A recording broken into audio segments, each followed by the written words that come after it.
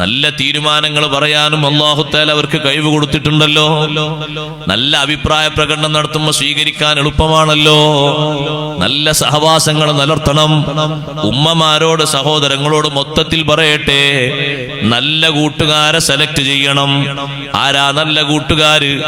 നമ്മളോടൊപ്പം നിത്യജീവിതത്തിൽ സഹവസിക്കേണ്ട ആള്, ദീനിൽ അയാളെ കണ്ട് മാതൃകയാക്കാൻ പറ്റിയ ആളാകണം. ലാ തുസാഹിബ് ഇല്ലാ മുഅ്മിനാ വലാ യഅകുൽ തആമക ഇല്ലാ തഖിയ്യുൻ. മുഅ്മിനോടല്ലാതെ നീ സഹവസിക്കരുത്. നിന്റെ ഫ്രണ്ട്, നിന്റെ ഫ്രണ്ട്ഷിപ്പ്, അവനെ കണ്ടാൽ നല്ല കാര്യങ്ങൾ നിന്നെ ഓർമ്മപ്പെടുത്തി തരും, ആഖിറത്തിലേക്ക് നിന്നെ കൈപിടിച്ചുയർത്തും, ദീനീ പ്രവർത്തനങ്ങൾ നിന്നെ സജീവമാക്കും, മഹാന്മാരെ സവിധത്തിൽ പോകാൻ നിന്നെ സഹായിക്കും, നല്ല നല്ല കാര്യങ്ങൾ പറഞ്ഞു ഓർമ്മപ്പെടുത്തും. നീ അവന്റെ കൂടെ നടക്കുമ്പോ നിനക്ക് ജമാഅത്തിൽ താല്പര്യമില്ലെങ്കിൽ അവൻ താല്പര്യം ഉണ്ടാക്കി തരും. ഞാൻ ജമാഅത്തിന് പോകാണ്, നീ പോരുന്നോ? ഞാനും വരാം. രണ്ടുപേരും ഒരുമിച്ച് കൂട്ടുകാരല്ലേ. ദുനിയാവ് മാത്രം ചിന്തിപ്പിക്കുന്ന ആളല്ല, ആഖിറത്തിലേക്ക് നിങ്ങളെ ചിന്തിപ്പിക്കുന്ന കൂട്ടുകാര്, അവരാണ് ഏറ്റവും നല്ലവര്. പടച്ചോനെ ഓർമ്മപ്പെടുത്തുന്ന മഹാന്മാര്, മനുഷ്യന്മാര്, അവരാണ് സഹവസിക്കാൻ ഏറ്റവും നല്ലവര്. അവർ അള്ളാഹുവിനെ ഓർമ്മപ്പെടുത്തി തരും, നന്മയിൽ സഹായിക്കും. അഥവാ നമ്മളെ കയ്യിൽ നന്മക്കുള്ള പഴുതില്ലെങ്കിലോ അവരുടെ സഹായത്തിൽ നിന്നൊരു സഹായം നമുക്ക് തന്ന് നമ്മളെ കൂടെ നിർത്തിയവര് സഹായിക്കും. അഷ്റഫുൽ ഖൽഖ് റസൂലുള്ളാഹി സ്വല്ലല്ലാഹു അലൈഹി വസല്ലമ തങ്ങൾ എത്രയോ തവണ ഹിജ്റ പോകാൻ സമ്മതം ചോദിച്ച അബൂബക്കർ സിദ്ദീഖ് റളിയല്ലാഹു അൻഹുവോട് തങ്ങൾ പറഞ്ഞു, നിങ്ങൾ പോകാനവിടെ ഇരിക്കട്ടെ, ഞാൻ സമ്മതം തരാം, നിങ്ങൾ അവിടെ ഇരിക്കൂ. പലരും നേരത്തെ പോയി. നബി സല്ലല്ലാഹു അലൈഹി വസല്ലം തങ്ങൾ ഹിജ്റക്ക് പോവുകയാണെന്ന വിവരം വന്ന് പറഞ്ഞപ്പോ, അല്ലാഹു അനുവാദം നൽകിയിട്ടുണ്ട് എന്ന് പറഞ്ഞപ്പോ, സിദ്ദീഖ് തങ്ങൾ ആദ്യത്തെ ചോദ്യം, അസ്സുഹ്ബത യാ റസൂലല്ലാഹ്, കൂടെ സഹവാസിയായി എന്നെയും കൊണ്ടുപോകുമോ? ഞാനും തങ്ങളെ കൂടെ സഹവസിച്ചു വരട്ടെ, നിങ്ങളും എന്റെ കൂടെ വന്നോളൂ. ആയിഷ റളിയല്ലാഹു അൻഹ പറയാണ്, ബാപ്പ സിദ്ദീഖ് റളിയല്ലാഹു അൻഹു കൂടെ പോരട്ടെ എന്നിങ്ങനെ ചോദിച്ചിട്ട് സമ്മതം കിട്ടിയ നേരത്ത് ഒരു കരച്ചിൽ കരഞ്ഞു. സന്തോഷത്തിന്റെ കരച്ചിൽ എന്ന് പറഞ്ഞ കരച്ചിൽ കണ്ടത് ഞാൻ അന്നാണ്. ഹിജ്റക്ക് തങ്ങളെ കൂടെ പോകാൻ അനുവാദം കിട്ടിയപ്പോഴുള്ളൊരു സന്തോഷത്തിന്റെ കണ്ണീർ കണങ്ങൾ എന്റെ ഉപ്പയിൽ നിന്ന് ഉറ്റി വീഴുന്നത് ഞാൻ കണ്ടു എന്ന് സയ്യിദത്തുനാ ബീവി ആയിഷ റളിയല്ലാഹു അൻഹ. എത്രമാത്രം വലിയ സഹവാസമാണ്. ആ സഹവാസം കൊണ്ടല്ലേ സിദ്ദീഖ് റളിയല്ലാഹു അൻഹുവോട് സ്വഹാബിമാര് പറഞ്ഞത്. പലരും പറഞ്ഞല്ലോ, സിദ്ദീഖ് തങ്ങളെ, ഞങ്ങൾക്കൊന്നും ഇല്ലാത്തൊരു ബഹുമാനം അല്ലാഹു നിങ്ങൾക്ക് മാത്രം തന്നിട്ടുണ്ട്. എനിക്ക് മാത്രമോ? അതെ, നിങ്ങൾക്ക് മാത്രം. ഉമർ റളിയല്ലാഹു അൻഹു അത് കിട്ടിയിട്ടില്ല, ഉസ്മാൻ റളിയല്ലാഹു അൻഹു അത് കിട്ടിയിട്ടില്ല, അലി റളിയല്ലാഹു അൻഹു അത് കിട്ടിയിട്ടില്ല, ബാക്കി ഒറ്റ സ്വഹാബത്തിനും അത് കിട്ടിയിട്ടില്ല. എന്താണത്? നിങ്ങൾ രണ്ടുപേരും ഗുഹയിലായിരിക്കുമ്പോ റബ്ബ് സുബ്ഹാനഹു വ തആല സന്തോഷത്തിന് പറഞ്ഞൊരു വചനം എന്താണ്? ലാ തഹസൻ ഇന്നല്ലാഹ മഅനാ. മുത്തുനബി തങ്ങളോട് പറയാൻ അല്ലാഹു ഏൽപ്പിച്ച വാക്കെന്താണ്? ലാ തഹസൻ, സിദ്ദീഖ് തങ്ങളെ, നിങ്ങൾ വിഷമിക്കരുത്, നിങ്ങൾ ദുഃഖിക്കരുത്. അവർ ഗുഹയുടെ മുകളിലെത്തിയിട്ട് കാലിന്റെ ചുവട്ടിലേക്ക് നോക്കിയാൽ നമ്മളെ കാണൂലേ നബിയെ? ഇല്ല, ഒരാളും കാണൂല. ആ ഒരു ടെൻഷൻ നിങ്ങൾക്ക് വേണ്ട. ഇന്നല്ലാഹ മഅനാ, അത് നിങ്ങൾക്ക് പ്രത്യേകം കിട്ടിയ ഒരു സഹായമാണ്. അള്ളാഹുവിന്റെ ഒരു പ്രത്യേക സഹായം എനിക്കും നിങ്ങൾക്കുമുണ്ട്, നമ്മളോടൊപ്പമുണ്ട്. ആ പറഞ്ഞ കൂട്ടത്തിൽ മൂന്നാമത്തെ ഒരാളില്ലല്ലോ, രണ്ടാള് മാത്രമല്ലേ ഉള്ളൂ. അബൂബക്കർ സിദ്ദീഖ് റളിയല്ലാഹു അൻഹുവിനോടൊപ്പം അഷ്റഫുൽ ഖൽഖ് സ്വല്ലല്ലാഹു അലൈഹി വസല്ലം തങ്ങളെയും കൂട്ടിയിട്ടല്ലേ ഈ പറഞ്ഞത് ഇന്നല്ലാഹ മഅനാ. അള്ളാഹുവിന്റെ പ്രത്യേക സഹായം നമുക്കുണ്ട്. അള്ളാഹു നമ്മളോടൊപ്പമുണ്ട് എന്ന് പറഞ്ഞാൽ പ്രത്യേക സഹായവും സംരക്ഷണവും ഉണ്ട്. ഉമർ റളിയല്ലാഹുവിനെ പോലത്തെ മഹാന്മാര് പറഞ്ഞത് ആ ഒരു മഅയ്യത്ത്, ആ ഒരു മഊനത്ത്, ആ ഒരു സഹായം ഞങ്ങൾക്ക് ആർക്കും ലഭിച്ചിട്ടില്ല. അത് നിങ്ങൾക്കും നബി സല്ലല്ലാഹു അലൈഹി വസല്ലം ഞങ്ങൾക്കും മാത്രമല്ലേ കിട്ടിയത്. അത് ആ സഹവാസത്തിന്റെ ഒരു ബഹുമാനമാണ്. ചെറിയൊരു ബഹുമാനമല്ല, വലിയ ബഹുമാനമാണ്. നല്ല മനുഷ്യന്മാരെ കൂട്ടുകാരായി പിടിക്കണം. ആ നല്ല മനുഷ്യന്മാരെ കൂട്ടുകാരായി പിടിക്കുമ്പോ മൗത്തിന്റെ നേരത്തെ അവര് നമ്മെ സഹായിക്കും. ഖബറും പുറത്തു വരുമ്പോ അതിനും നമുക്ക് സഹായമാണ്. അവര് വന്ന് സലാം പറയുമ്പോഴും സഹായമാണ്. അവര് വന്നിട്ട് സിയാറത്ത് ചെയ്യുമ്പോഴും സഹായമാണ്. അവര് നമ്മളെ ഓർക്കുമ്പോഴൊക്കെ സഹായമാണ്. അവര് ജീവിച്ചിരിക്കുന്ന കാലത്ത് മുഴുവനും നമുക്ക് ഖബറിൽ സന്തോഷമാണ്.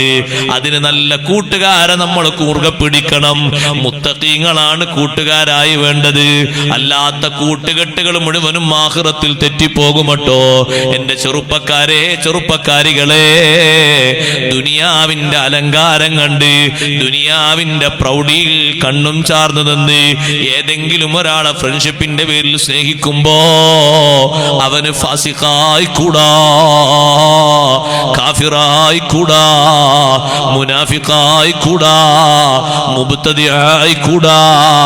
മുസ്ലിമിന്റെ പേരുണ്ടെങ്കിലും അള്ളാഹുവിൽ തികഞ്ഞ വിശ്വാസമില്ല. അവൻ യുക്തിവാദിയാണ്. മഹാന്മാരുടെ ബഹുമാനങ്ങളിൽ ഈമാനില്ല. അവന്റെ കയ്യിൽ നിനക്ക് കാണാനുള്ളത് ഒന്ന് മാത്രമേ ഉള്ളൂ. അത് അല്ലാഹു തആല മുഅ്മിനീങ്ങൾക്ക് മാത്രം കൊടുക്കുന്ന ഒന്നല്ല. ദുനിയാവിന്റെ വിശാലതയാണ്. അത് മുഅ്മിനീങ്ങൾക്ക് മാത്രമല്ലല്ലോ അല്ലാഹ് കൊടുത്തിട്ടുള്ളത്. ഇഷ്ടം പോലെ കൊടുത്തത് മുഅ്മിനീങ്ങളല്ലാത്തവർക്കല്ലേ.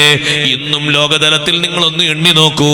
നമ്മുടെ ഇന്ത്യ രാജ്യം മൊത്തം വിലക്കെടുക്കാൻ മാത്രമുള്ള സമ്പത്തിന്റെ സമൃദ്ധിയുള്ളത് ഒരു മുഅ്മിനിന്റെ കയ്യിലല്ല.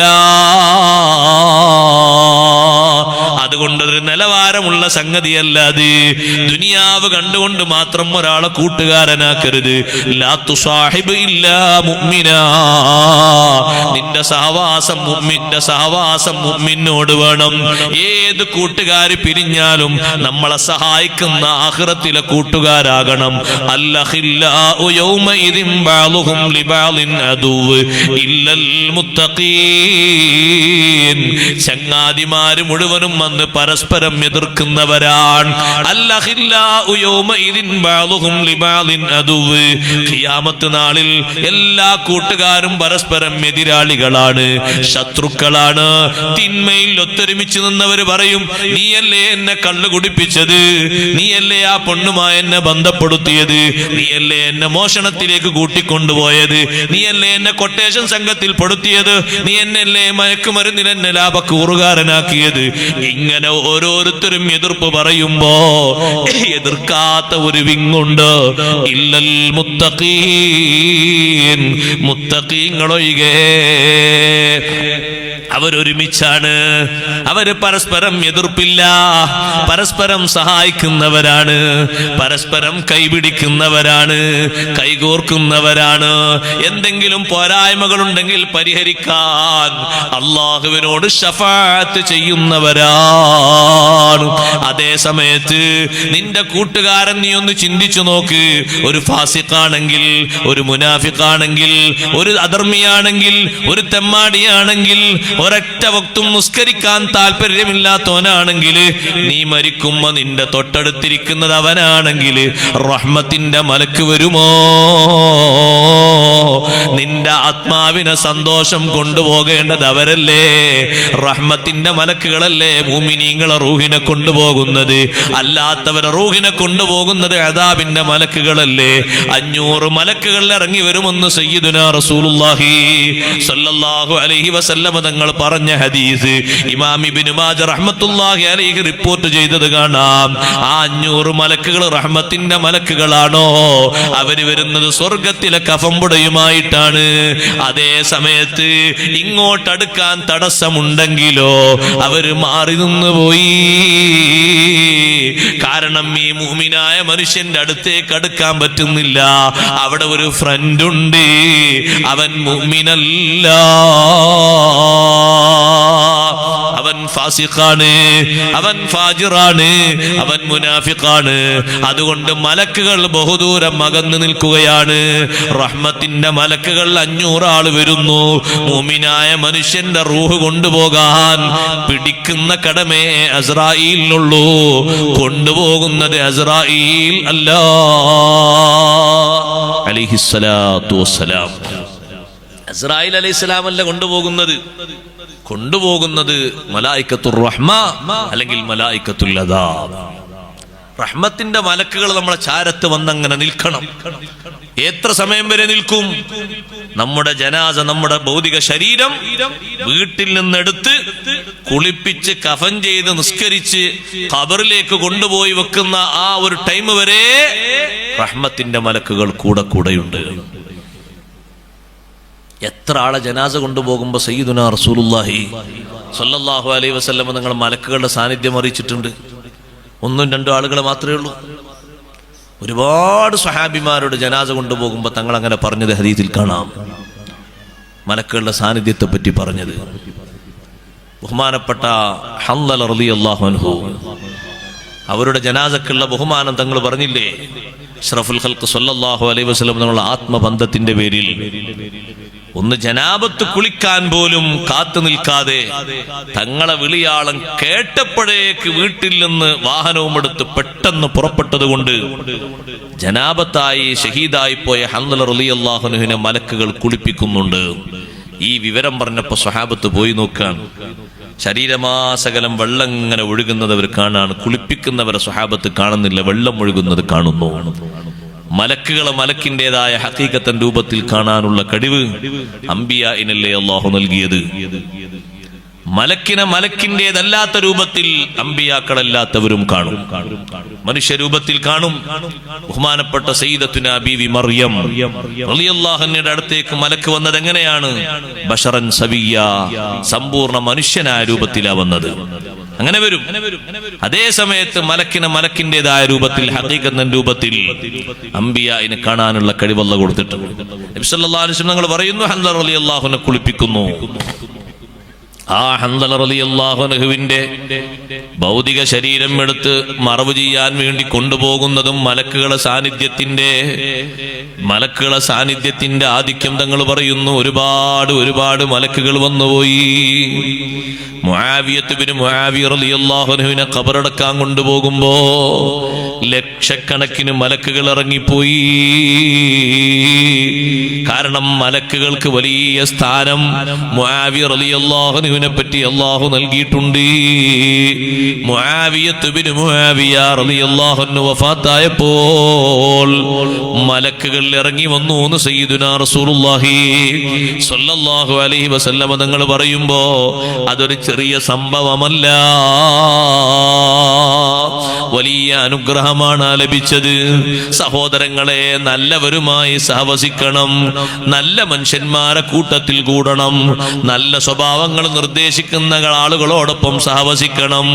അവരോടൊപ്പം സഹവസിക്കുമ്പോ ജീവിതത്തിൽ മാറ്റം വരും, പ്രവർത്തനങ്ങൾ മാറിപ്പോകും, മനസ്സ് മാറിപ്പോകും, സ്വഭാവങ്ങൾ മാറിപ്പോകും. അതിനല്ലേ മഹാന്മാര് ഉദാഹരണം പറഞ്ഞത്,